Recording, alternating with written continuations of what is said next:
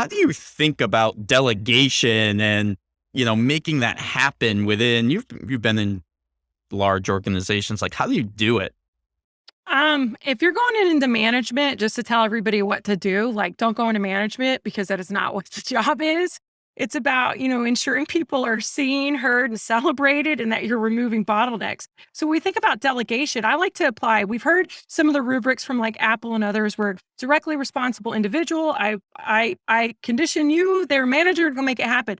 I really think, when we talk about stepping into these roles, it's about directly responsible enablers, and it is your job to ensure you're giving opportunities and your job to take the ambiguity down and give it into detail.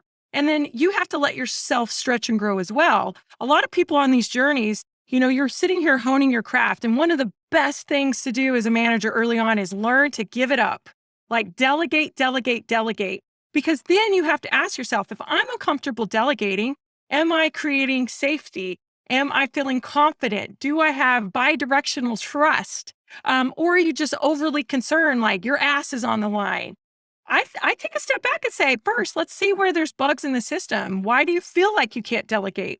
Are we not being informed? Are we not writing things down? And for new managers, I think it's our job as senior leaders to build some constraints, give those guiding points, but also give people space to fail.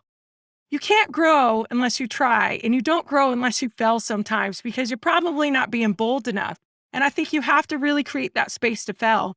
And you also have to give them that space to say, follow your instinct, work and build these interpersonal relationships, ensure you're giving equal opportunity and you're delegating to the right person. And guess what? You won't always get it right.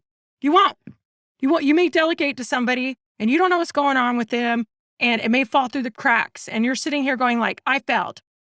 No, you just had an opportunity to learn and you had an opportunity to mentor and find out where that system failed. And so it's this constant hamster wheel in some ways, but it's not the kind that's not enjoyable. It's almost like, this constant evolution and ability to come back and make it better. And when you are in that wheel of creativity, I like to think about like an impact zone.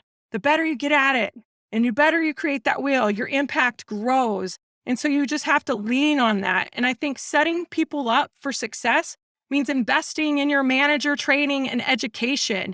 You can do some things intuitively, but the best artists are the ones that are practiced. You have talent, go refine it. And I think you need to do that with the manager craft as well. And one of those ways is helping the people below them grow because that's going to enable you to grow as well.